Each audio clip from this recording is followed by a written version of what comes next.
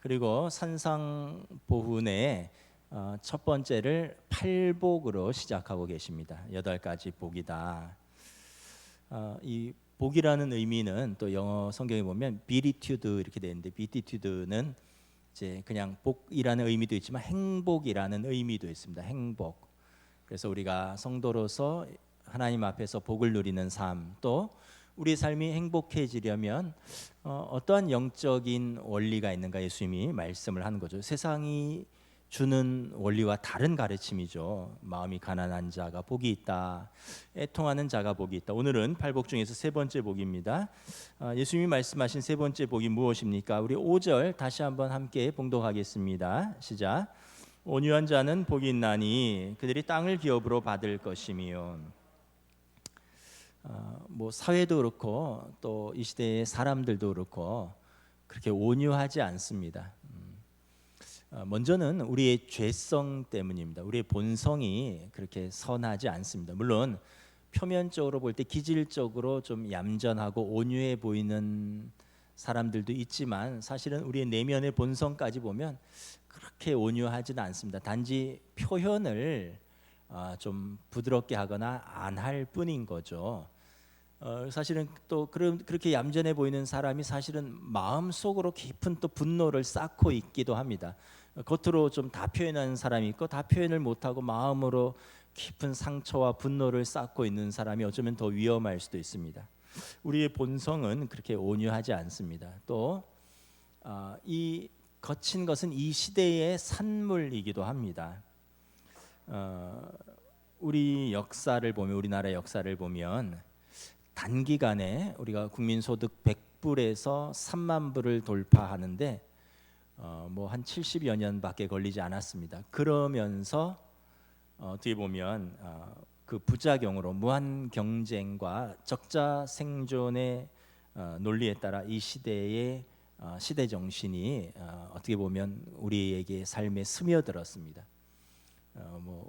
무한 경쟁, 적자 생존, 밀리면 죽는다, 가만히 있으면 아무것도 못 얻는다, 하나라도 소리쳐야지 하나라도 얻는다, 얌전히 기다리면 내 순서 오지 않는다, 어떤 이러한, 그러다 보니까 온유함을 잃고 거친 시대에 살게 되었습니다.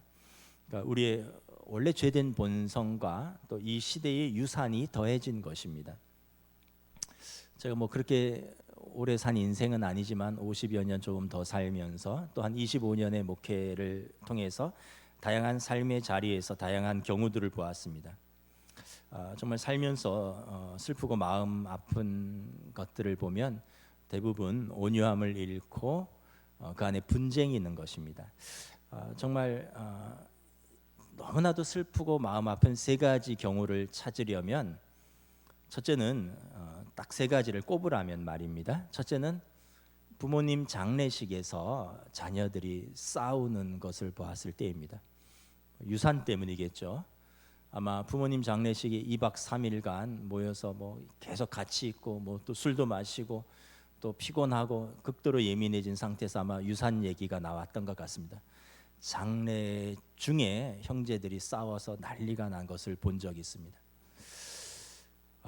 형제들이 원수가 되는 것은 물론이거니와 그 부모님 마지막 가는 길에 이것이 무슨 경우인가 하는 생각을 해보았습니다. 두 번째는 자녀 결혼식에 양가 부모들이 싸우는 경우입니다. 뭐 결혼하는 과정에서 뭔가 쌓인 것들이 많았는지 가장 축복해야 할 부모들이 자녀 결혼식에서 싸우는 것을 보았습니다. 자녀에게 평생 잊지 못할 큰 상처를 남겨주는 것이죠. 세 번째는 교회에서 성도들끼리 싸우는 경우입니다. 제가 첫 사역 3년을 분쟁하는 교회에 있었습니다. 당회가 끝나고 교역자 회의를 기다리는데 당회에서 막 고성이 흘러나오고 막 서로 욕지거리도 하는 것 같고, 예배 마치면 교회 마당에서 뭐 전통적인 오래된 교회는 다 선후배잖아요. 장로님들이 안수 집사님 덤빈다고 뺨을 때리고, 안수 집사님은 당신이 선배면 다냐고 멱살을 잡고, 그걸 보면서 그 부인들인 권사님들은 울고, 그걸 본 자녀들은 울분에 차서 교회를 뛰쳐나가고 다시는 내가 교회 안 나온다 그러고, 이걸 내가 3년 동안 보는데 너무나 고통스러웠습니다.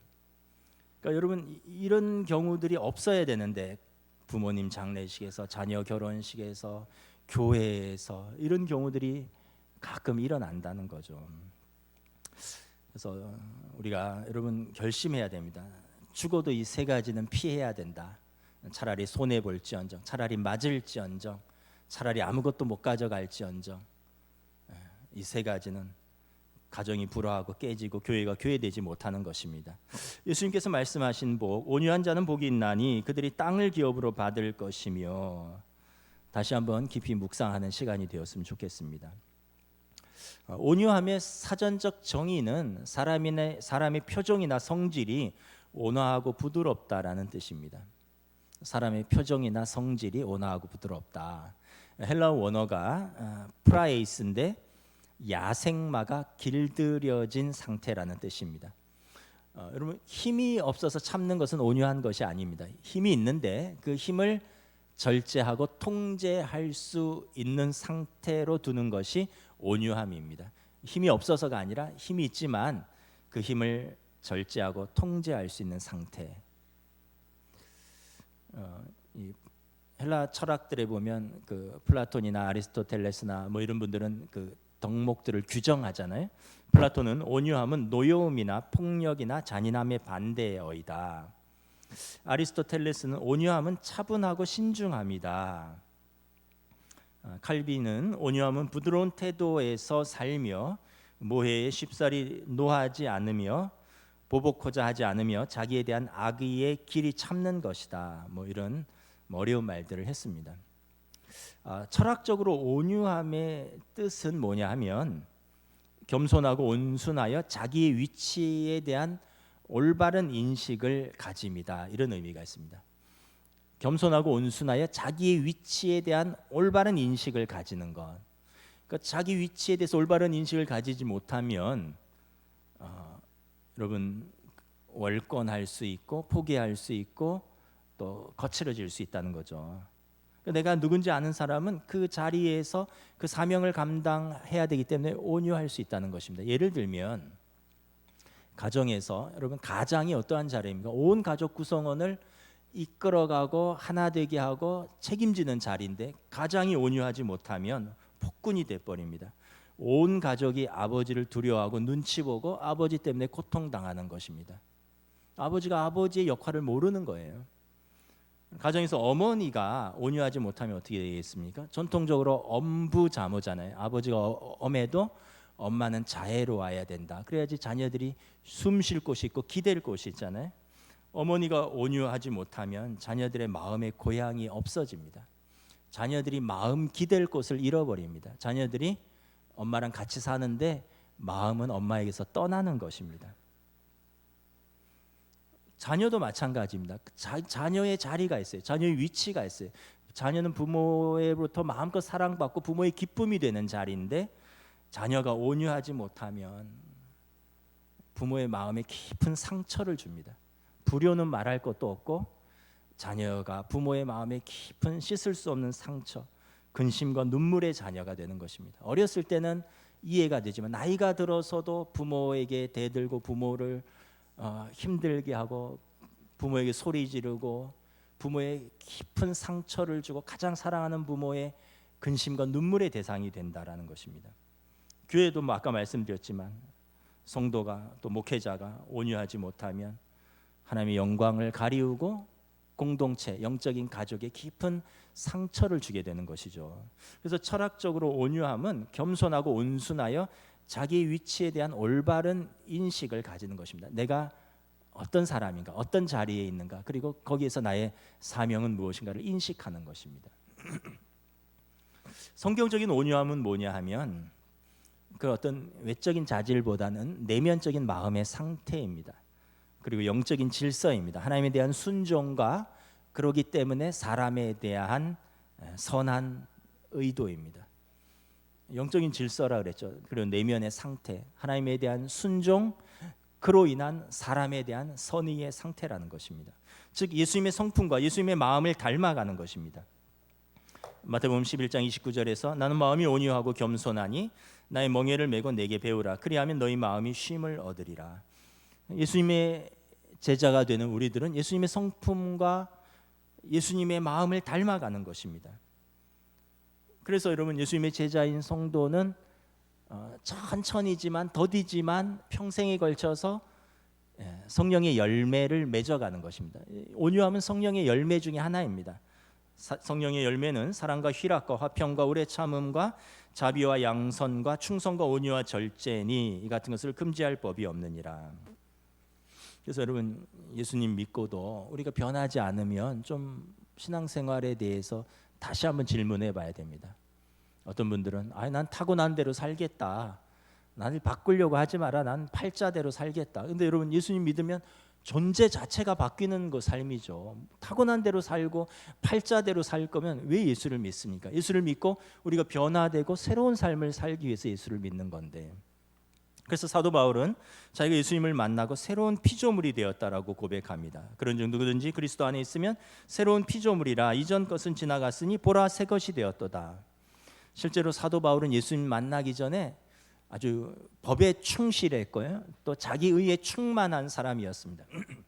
열심도 있었고 아주 나름대로 성실했고 나름대로 충성스러웠고, 그러나 사람들에게는 자비가 없었고 무서운 사람이었습니다. 자기 의와 자기 기준에 부합되지 않으면 고발하고 감옥에 넣고 또 재판을 통해서 돌을 던지는데 증인이 되었던 사람입니다. 그러나 예수님을 만나고 가치관이 변하고 성품이 변하고 삶이 변하여 완전히 새로운 사람이 되었습니다. 여러분, 올해 우리 교회 표가 무엇입니까? 우리 하반기가 시작된데 한번 표 한번 읽어볼까요? 시작. 주여 우리를 새롭게 하여 주소서. 이 말씀의 배경은 사무엘상 10장에 선지자 사무엘이 청년 사울을 이스라엘 왕으로 세우고 그에게 기름을 부으면서 하신 신탁의 말씀입니다. 내게는 여호와의 영이 크게 임하리니 너도 그들과 함께 예언을 하고 변하여 새 사람이 되리라. 여호와의 영이 임하면, 성령이 임하면 우리가 변하여 새 사람이 된다라는 것입니다. 특별히 여러분들의 가정에서 가족들에게 온유하시기를 축복합니다. 아버지를 두려워하는 아버지 되지 마시고, 마음 둘 곳 없는 엄마가 되지 마시고, 부모의 근심과 슬픔과 눈물의 자녀 되지 마시고, 여러분, 우리가 가족들에게 온유하시기를 축복합니다. 에베소서 6장에 분을 내어도 죄를 짓지 말며 해가 지도록 분을 품지 말고 마귀에게 틈을 주지 말라. 우리가 육신이기 때문에 화를 낼 수가 있어요. 그런데 해가 지도록 그걸 사귀고 키우지 말라는 것입니다. 그것은 마귀에게 틈을 주는 것이라는 거죠. 마귀가 우리 가정에 상륙할 교두보를 내어주지 말라는 것입니다. 잠언 17장 1절의 말씀입니다. 마른 떡 한 조각만 있고도 화목하는 것이 제육이 집에 가득하고도 다투는 것보다 나으니라. 여러분, 아이들이 어릴 때는 우리 집에 뭐가 있네 이런 거 잘 몰라요. 애들이 언제 행복하냐면 아빠 엄마가 화목하면 행복합니다. 근데 집에 자가용도 있고 최신식 핸드폰, 컴퓨터 다 있고 좋은 곳에 외식해도 부모가 화목하지 못하면 어린 아이들은 우리 집은 불행하다고 느낍니다. 그래서 마른 떡 한 조각만 있어도요, 화목한 것이 복된 가정입니다. 또한 교회에서 서로 간에 온유하시기를 축복합니다. 아까 말씀드렸다시피 교회의 특징은 거룩함과 화평입니다. 교회가 거룩함을 잃어버리면 그냥 친교단체, 교제단체, 동아리고요, 클럽입니다. 그리고 교회가 화평을 잃어버리면 여러분, 하나님의 영광을 가리우고 서로 간의 영적 가족에게 큰 상처를 주는 상태가 되는 것입니다. 저도 목회를 시작하면서 여러 부모님도 목회하셨고 여러 선배 목사님들도 목회하는 걸 보고, 또 저도 목회 사역의 현장을 이제 경험하면서 개인적으로 마음에 굳게 붙든 말씀이 있습니다. 디모데후서 2장 24절 말씀입니다. 주의 종은 마땅히 다투지 아니하고 모든 사람에 대하여 온유하며 가르치기를 잘하며 참으로 거역하는 자를 온유함으로 훈계할지니. 사도 바울이 목회의 후배인 영적인 아들인 디모데에게 주신 말씀입니다. 주의 종은 다투면 안 된다. 모든 일에 온유해야 되고 온유함으로 가르치고 심지어 거역하는 자에게도 온유함으로 훈계하라. 그래서 여러분, 온유함을 정리하면 철학적으로는 겸손하고 온순하여서 자기의 위치에 대한 올바른 인식을 가지는 것이고요. 그리고 성경적으로는 하나님에 대한 순종과 그에 따른 사람에 대한 선의의 상태입니다. 그래서 예수님의 성품과 예수님의 마음을 닮아가는 거죠. 성경에 하나님께서 온유하다고 친히 인정하신 사람이 있는데 모세입니다. 민수기 12장 3절에 이 사람 모세는 온유함이 지면의 모든 사람보다 더하더라. 옛날 성경에는 지면의 모든 사람보다 승하더라. 우리가 하나님이 인정하신 그 온유함의 모델인 모세를 잠깐 묵상하면서 어떻게 모세가 온유할 수 있었는가를 한번 생각해 보겠습니다. 첫째는 하나님의 부르심에 대한 확신이 그를 온유함으로 이끌었습니다. 모세가 이스라엘 백성을 애굽에서 이끌어내서 광야 40년을 생활할 때, 여러분 성경에 보세요. 출애굽기, 민수기 보면 많은 오해를 받습니다. 거친 비난을 받습니다. 심지어 사람들이 당신하고만 하나님이 말씀하시느냐, 우리도 하나님과 말씀한다, 우리도 하나님과 이야기하는 선지자라. 그러면서 모세와 아론을 대적하는데 그때 하나님이 직접 개입하십니다. 너희들은 꿈과 환상으로 나에 대해서 보지만 모세는 내가 얼굴과 얼굴을 맞대어서 이야기하는 사이다. 하나님이 모세 편을 들어줘요. 그만큼 모세가 얼마나 동족들을 이끌어가면서 도전을 받고, 또 심지어는 그 모세가 이방인 여인 구스 여자와 결혼을 하는데, 이래서 누나 미리암, 모세를 어렸을 때 거의 뭐 키우다시피 한 미리암, 또 형 아론의 비난도 받습니다. 근데 어쨌든 모세는 가족들의 비난 또는 이스라엘 백성들의 오해, 불순종, 도전, 그럼에도 불구하고 끝까지 온유함으로 이스라엘 백성의 약속의 땅으로 인도해 갑니다. 이유는 하나님이 부르셔서입니다. 처음에 하나님이 모세를 부르셨을 때 모세가 극구 사양합니다. 하나님, 전 아닙니다. 잘못 선택하셨습니다. 부를 만한 사람을 보내십시오. 저는요, 입술이 우둔한 사람입니다. 내가 어떻게 바로 앞에 서겠습니까? 저는 아닙니다. 극구 사양합니다. 모세가 하나님의 일을 하겠다고, 내가 이스라엘 백성을 바로에서 이끌어 나겠다고 먼저 나선 것이 아닙니다. 하나님께서 모세를 선택하고 하나님께서 모세에게 그 일을 맡기신 것입니다. 여러분, 우리가 무엇이든지 내가 선택하면 나의 기준이 생깁니다. 내가 그 일을 시작했고 내가 그 일을 선택했으니까 나의 기준이 생기는 거죠. 그래서 내가 선택한 것이 아니라 하나님이 부르셔서 맡겨주시면 내 기준이 아니라 부르신 분의 기준, 나의 기준이 의미 없어지고 나를 부르신 분의 기준, 하나님의 기준이 작동하는 것입니다. 그래서 옳은 일을 한다고 하는 사람들의 특징이 뭐냐면 내 기준이 있으니까 그걸 알아주지 않으면 화가 나는 것입니다.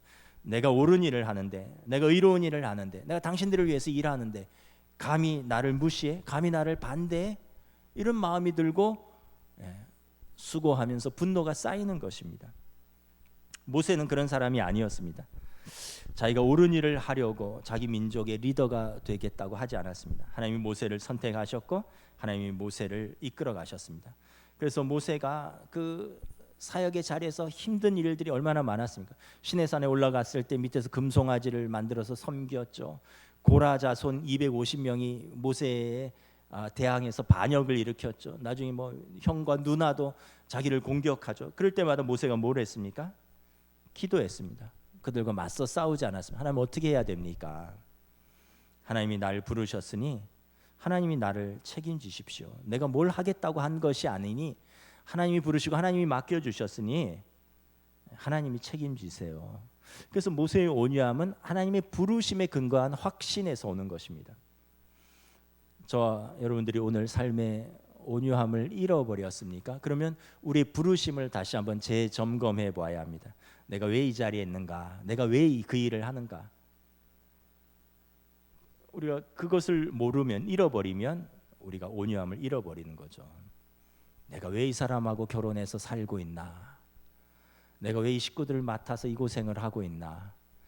내가 왜 이 직장에서 이렇게 고생하면서 일하고 있나? 내가 왜 이 교회에서 내가 이렇게 알아주지도 않는데 신앙생활을 평생 하나? 이러면서 시험과 또 회의가 밀려오는 것입니다. 하나님께서 날 그 자리에 불러주신 확신이 없으면 사람들의 인정이 필요하고 그 사람들의 인정이 소홀하면 온유함이 깨어지고 불안하고 초조하고 자기 기준이 작동하는 것입니다. 저와 여러분을 하나님이 부르셨습니다. 하나님이 부르셔서 우리가 지금 이 자리에 성도로서 이 예배당에 와서 예배드리는 것입니다. 뭐 내 열심이 있어서가 아니라 또는 뭐 우연히 내가 오게 된 것이 아니라 실수로 이 동네 살다가 내가 친구 따라 나온 것이 아니라 하나님이 저와 여러분을 이 자리에 불러주신 것입니다. 모세의 온유함의 핵심은 하나님의 부르심을 깨닫는 것이 있습니다.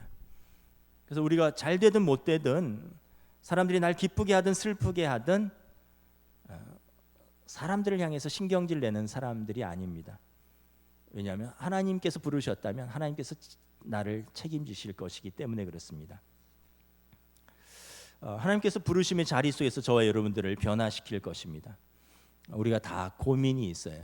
가정에서도 고민이 있고 일하면서도 고민이 있고 뭐 아까 신앙생활을 하면서도 영적인 낙심과 회의가 찾아올 때도 있습니다. 근데 사람들이 고민과 문제를 발견하면 그 해결을 위해서 밖에서 해답을 찾으려고 합니다. 다른 사람 만나면 괜찮을라나? 다른 일을 하면 괜찮을라나? 다른 교회를 찾으면 괜찮을라나? 그 자기 안에 돌아보는 것이 없어요. 계속 시선을 밖으로 향합니다. 그리고 다른 사람을 비난하고 환경을 바꿔보고 다른 사람을 바꿔보려고 애를 씁니다. 여러분 사람이 바뀌던가요? 여러분의 남편, 여러분의 아내가 바뀌던가요? 여러분 잔소리한다고 자식들이 바뀌던가요? 하나님의 은혜는 뭐냐면 내가 변화되는 겁니다. 내가 부르심을 깨닫고 내가 하나님의 주신 은혜의 삶으로 내가 초대받았다는 것을 알면 내가 바뀌는 거죠. 내가 바뀌면 어떻게 됩니까? 내 주변의 사람들이 바뀝니다. 남편이 바뀌면 아내가 바뀌는 거예요. 나는 그대로인데 아내 보고 바뀌라고, 나는 그대로인데 남편 보고 바뀌라고 말하지 마십시오. 부모가 바뀌면 자녀가 바뀌는 거예요. 부모는 그대로 있고 자녀 보고 바꾸라 하지 마십시오. 자녀들은 그대로 있고 부모 보고 왜 안 바뀌냐고 말하지 마십시오. 우리가 다 그렇습니다. 하나님이 주시는 은혜는 나를 먼저 변화시키는 것입니다. 우리가 부족하고 연약하지만 우리를 부르신 하나님께 순종함으로 나아갈 때 하나님께서 그 순종의 자리에서 우리의 성품과 우리의 속사람을 변화시켜서 부르심에 합당하게 쓰시는 것입니다. 두 번째, 모세의 온유함은 하나님을 따라가는 데서 나오는 그 확신입니다. 모세는 광야 40년을 보면 바보스러울 만큼 하나님을 향한 자신의 자세를 바꾸지 않습니다.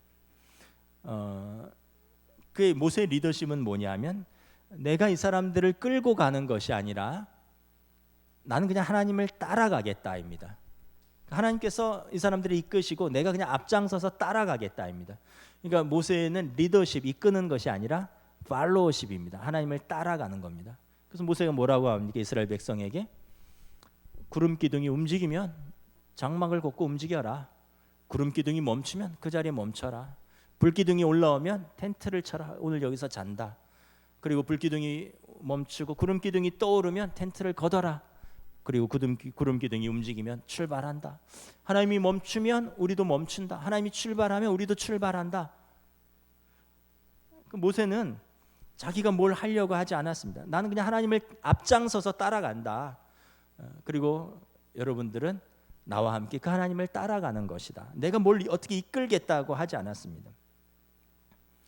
우리가 가정에서도 그렇고 일터에서도 그렇고 교회에서도 그렇고 리더의 자리에 오른다면 분명히 감수해야 되는 것이 있습니다. 뭐냐면 리더는 비난받을 각오를 하셔야 됩니다. 칭찬보다는 비난. 왜냐하면 책임을 지는 자리이기 때문에 반드시 비난받는 것이 있습니다. 그리고 그 비난을 두려워하지 말아야 됩니다. 여러분 어린 자녀들이 뭐라 그래요? 아빠 엄마한테 화내잖아요.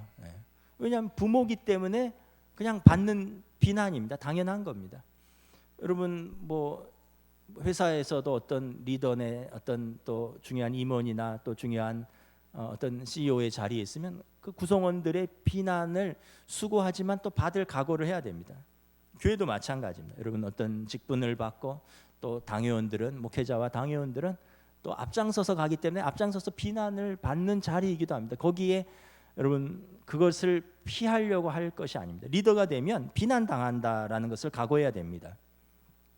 모세가 어떻게 사람들의 끊임없는 도전과 조속으로 빗발치는 비난 속에서 자신의 온유함을 지킬 수 있었던 이유는 그가 사람들을 쫓았던 것이 아니라 사람들의 리액션, 사람들의 반응, 이걸 쫓으면 눈치를 보게 됩니다.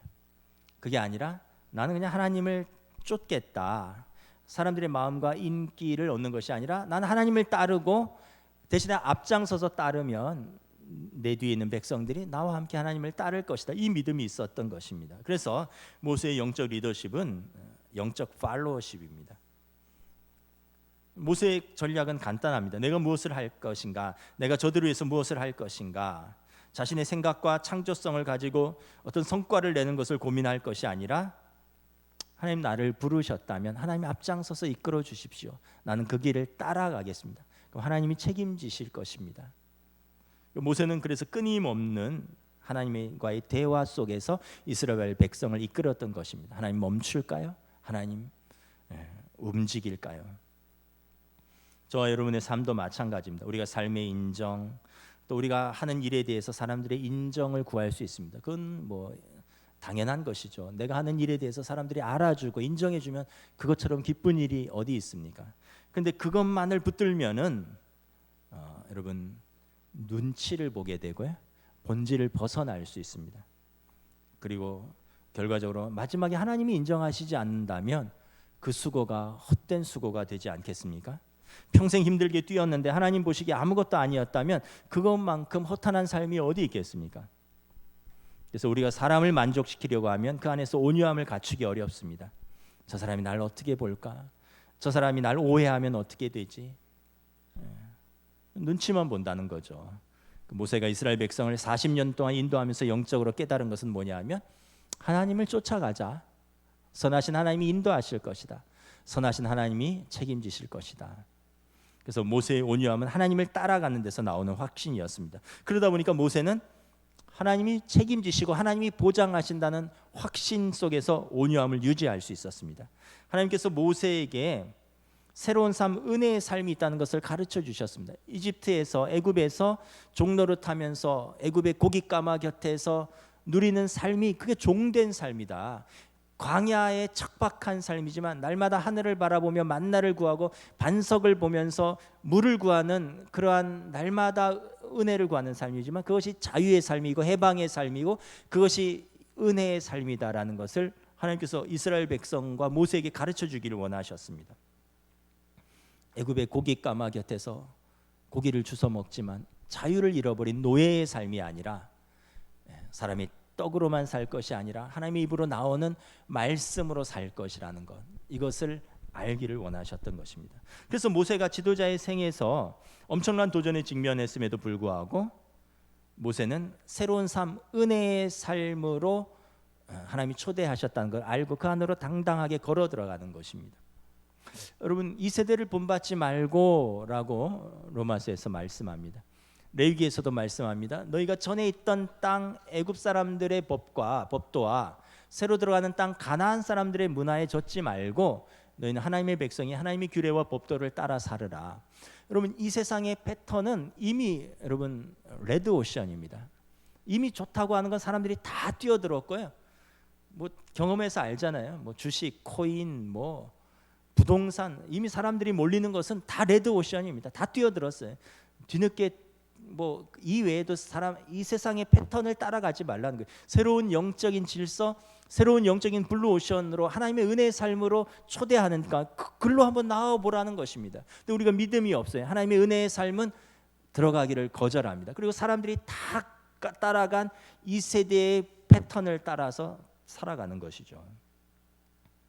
모세는 아니다. 하나님이 주신 새로운 삶, 은혜의 삶이 있다. 이스라엘 백성 가운데 난 그것을 확신하기에 난 이것을 따라간다. 하나님이 책임지시고 보장하신다. 그러니까 초조하지도 않고 불안해하지도 않고 싸울 일도 없는 거죠. 저와 여러분도 동일합니다. 우리를 부르신 하나님께서 우리를 책임지시고 보장하는 은혜의 삶이 있습니다. 우리 모두 얼굴이 다르고 각자 받은 은사가 다르고 개성이 다르고 또 삶의 처지가 다르고 삶의 양식이 다릅니다. 우리 각자는 이 세상에서 단 한 사람밖에 없는 독특하고 그리고 독립되고 존귀한 존재입니다. 따라서 각자의 삶의 양식이 다릅니다. 다 같은 삶을 살 수도 없고 그런 삶을 쫓아 살 수도 없습니다. 내가 행복해지기 위해서 다른 사람의 행복의 그릇을 작게 만들 필요도 없고요. 내가 성공하기 위해서 다른 사람이 실패해야 될 이유도 없습니다. 나는 나의 행복이 있고 내가 가야 되는 길이 있습니다. 그래서 다른 사람과 비교하고 다른 사람과 경쟁해서 성공하는 인생이 아니라 하나님이 이끄시고 하나님이 보장해 주시는 그 삶을 따라가는 새로운 은혜의 삶으로 뛰어들어야 하는 것입니다. 하나님께서 이끄시고 하나님 보장하시는 삶을 우리는 뭐라고 하죠? 샬롬이라고 합니다. 안식의 삶입니다. 하나님과 함께 있는 샬롬이신 하나님과 함께 있는 안식의 삶입니다.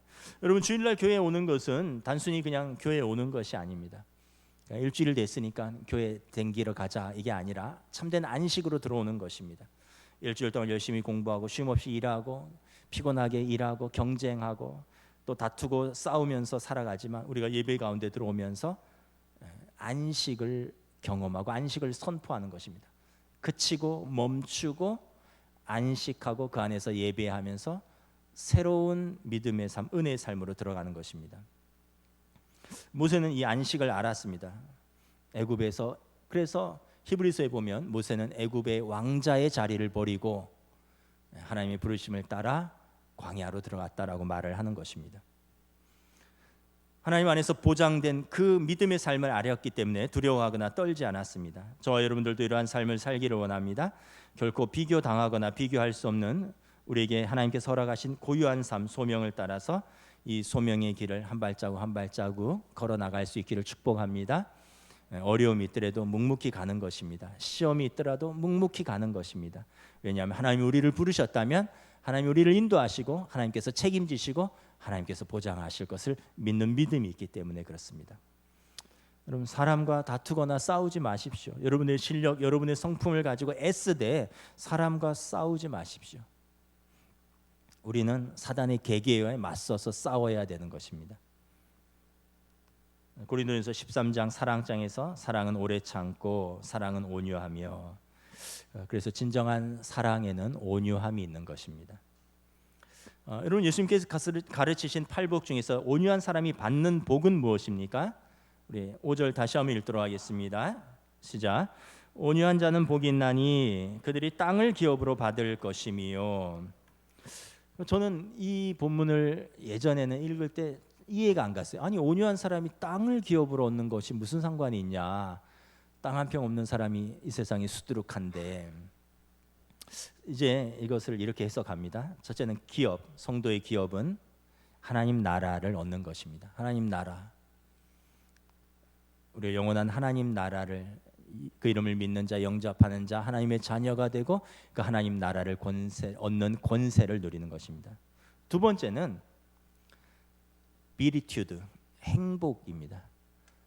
성도의 온유함으로 인해서 그 주변의 사람들이 행복을 누리는 겁니다. 그 주변의 사람들이 여러분 하나님 나라를 누리는 겁니다. 그 우리 때문에, 은혜를 받은 우리 때문에, 변화된 우리 때문에 우리 가족들이 은혜를 누리는 거예요. 하나님 나라를 누리는 거예요.